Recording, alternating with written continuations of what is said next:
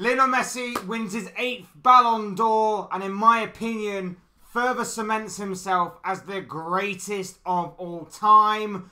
But is it about time we maybe change these awards and change how we award them? Hey guys, welcome back to the channel. Welcome to another video. Yes, we're focusing today on last night's Ballon d'Or Awards, the huge gala that, of course, happens annually, that celebrates the best of the best in football in both the women's and the men's game. In what was a truly special night, in what was obviously a truly incredible night, in which obviously we celebrated football's best. It was Lionel Messi who, of course, went home with the one that everybody wants, the Ballon d'Or that recognises the best player in the world currently. Messi took home his 8th Ballon d'Or, but there was also celebration all round for a number of players on both the women's and men's game. For the women's side of things, Barcelona won the Women's Team of the Year, and Barcelona player Aitana Bonmati, she won the Women's Ballon d'Or. Whilst back on the men's side of things, Manchester City won, of course, the Men's Club of the Year. Hard to think why, considering that they only just won the treble. No, I'm joking, of course. Vinicius Jr. of Real Madrid won the Socrates Award, which, of course, recognises the charitable work and the social project side of being a footballer as well. Jude Bellingham won the Copper Award, which, of course, is the Young Player of the Year award. Erling Haaland didn't leave empty-handed. He picked up the Gerd Muller Award for being a phenomenal striker all season. Emi Martinez won the Yashin Award for the Best Goalkeeper of the Year. And, of course, Messi, like I say, won the big one. He won his 8th Ballon d'Or, in my opinion, further cementing his position as the GOAT of football. We're going to be talking about the Ballon d'Or Awards, though, because I feel like there was a bit of controversy last night, and I feel like we need to talk about how maybe these awards are awarded in the future, and maybe start considering maybe a change to the Ballon d'Or system. But before we go into all of that, I would like to remind you all to please like the video and also subscribe if you're new. Both things are always and very greatly appreciated. And, of course, for you lot to get involved in the comment section as well. But I'd love to hear from you all, because I'm sure you have a lot of interesting thoughts, comments, opinions, predictions, feelings, whatever you want to call it. That make for great interesting reading down below. So do get involved down there. But without further ado, let's get on with the video. Let's talk the Ballon d'Or Awards. Like I say, last night, incredible. Lionel Messi picking up the Ballon d'Or, phenomenal. I can't comment too much on the women's side of things because I'm only a casual fan of that. But I'm sure it was well received by all in terms of obviously the Club of the Year and, of course, the Women's Ballon d'Or Award as well. But I know that obviously Vinicius Jr. for the Socrates Award, I know he does a lot of outside projects, and I know that obviously he does a lot to try and combat racism within La Liga especially, and of course worldwide.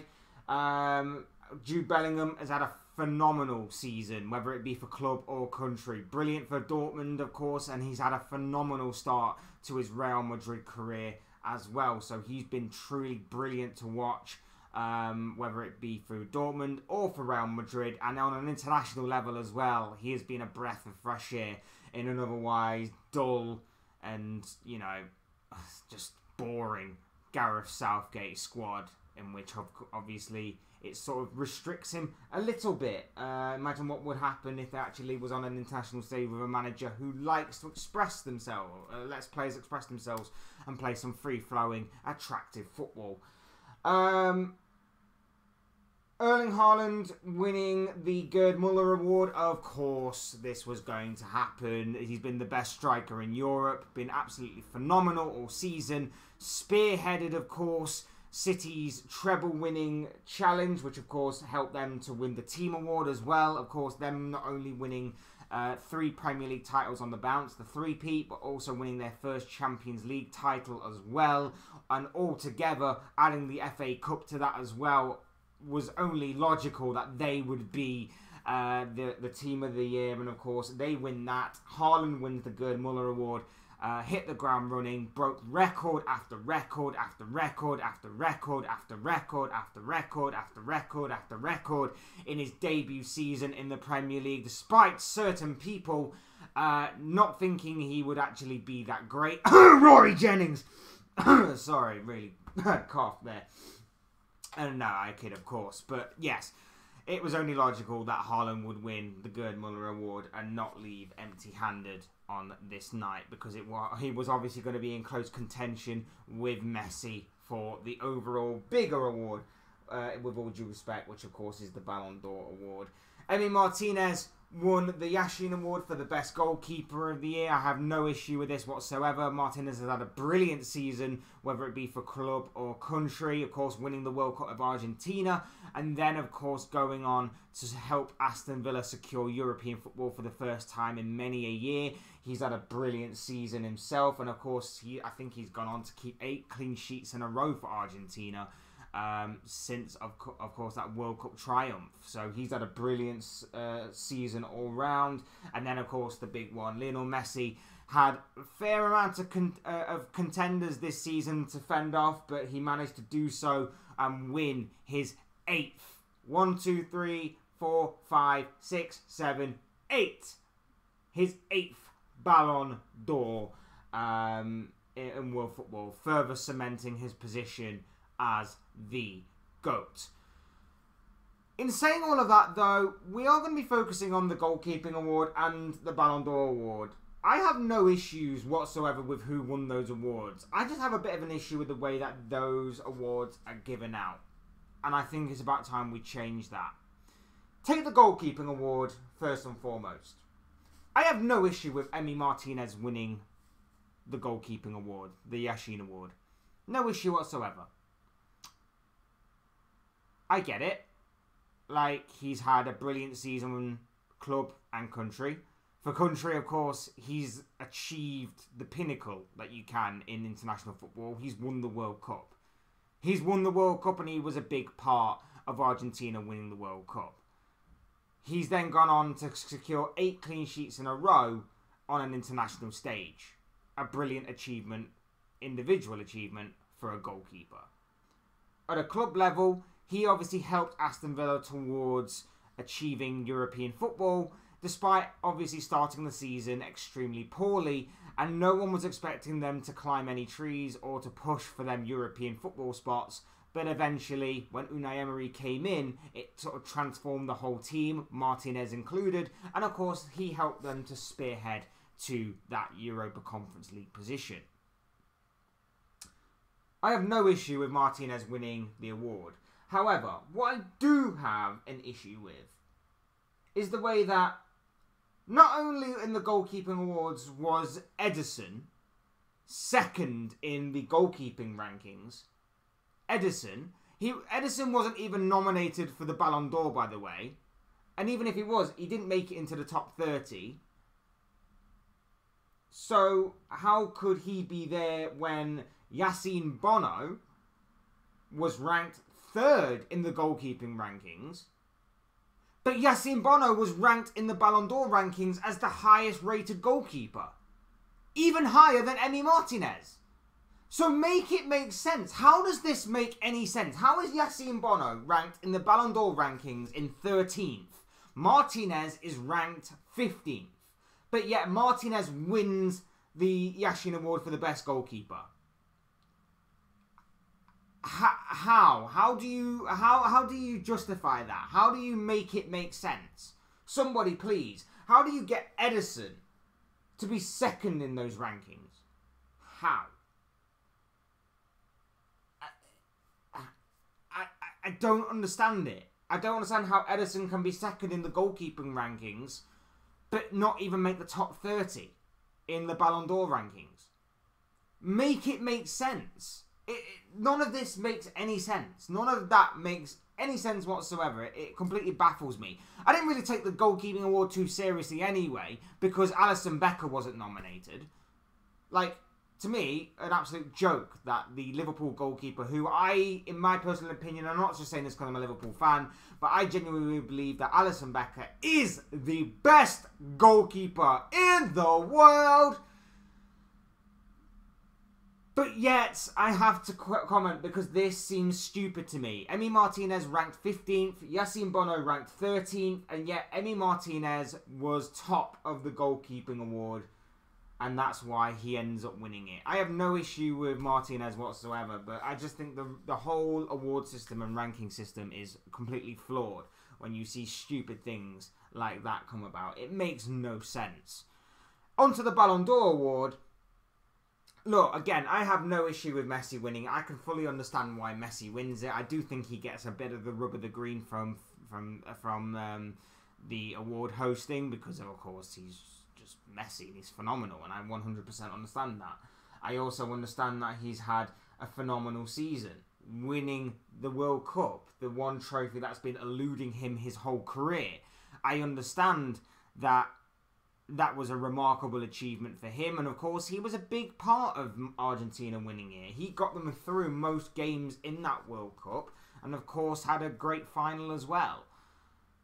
I understand why they would give it him, and on top of that, he also went on to do the easiest achievements possibly in football, which is of course win the league with PSG. With all due respect to the French league, when you're PSG, it is probably the easiest achievement you're going to have. He's obviously now playing for Inter Miami. He's obviously now in the USA. He seems to be killing it over there, for the most part. And of course, he's the GOAT. He can do whatever he wants. But at the same time, again, the rankings for this one, the top three were Messi, Haaland, and Mbappe. Rodri, my personal favourite to win this award, by the way, came 5th. I think that Kevin De Bruyne was 4th. And don't get me wrong, I love Kevin De Bruyne. But his injury record, I don't think he warranted that high of a finish, to be honest. Luka Modric finished 10th. Harry Kane had a phenomenal solo season for Tottenham. Or mainly, should I say, for himself. Like, I don't think it necessarily mattered about Tottenham because obviously Tottenham was so poor last campaign. He finished something like 19th. I just think we should change the way that these things are run because I have no issue with Messi winning the award. Some people do. I don't personally. I always said that my personal top 3 to win it was going to be Haaland, Rodri, and Messi. Mbappe, for me, had a very good individual season for club, but again, it's with PSG.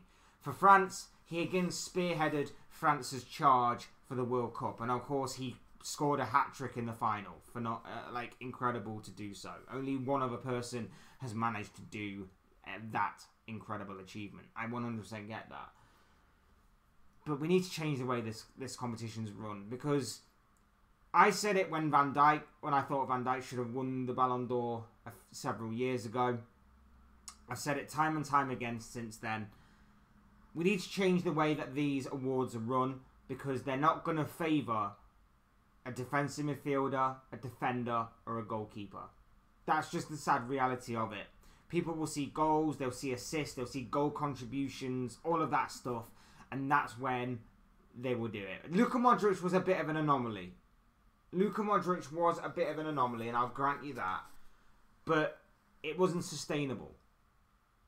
You're not going to see defenders or goalkeepers win this award because it's going to go down to who's got the most goals and goal contributions.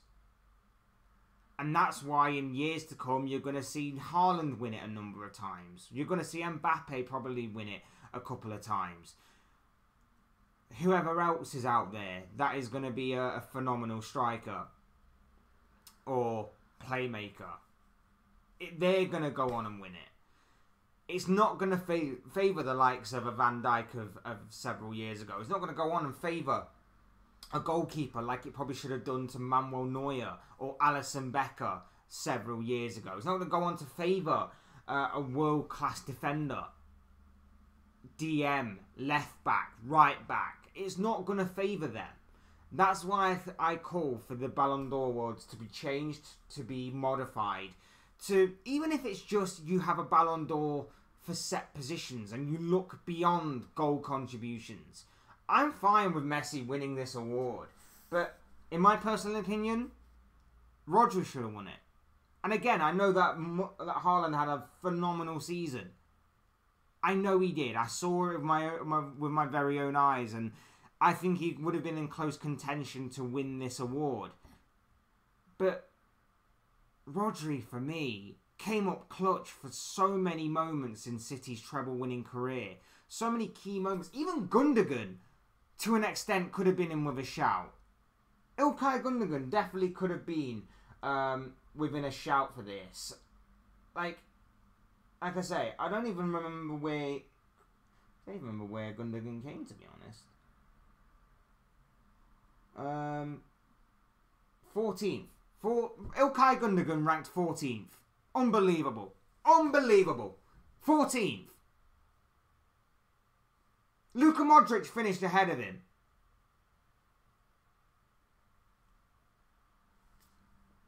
Need I say more?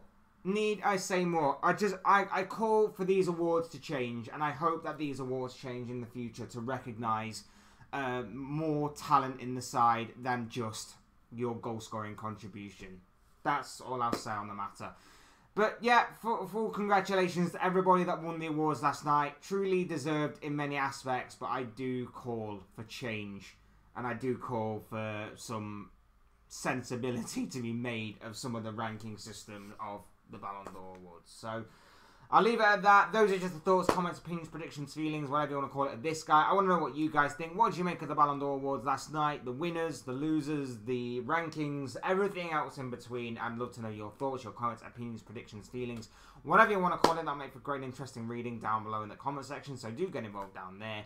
Otherwise, hit the like button on the way if you enjoyed the video. Subscribe if you're new and want to see more content like this. Both things are always very greatly appreciated. And as always, thank you all so much for watching and listening. I've been Fletch. This has been another Fletch Talks video, and I'll see you all again soon in another video or live stream or whatever it may be. Cheers, guys. Take care. See you soon.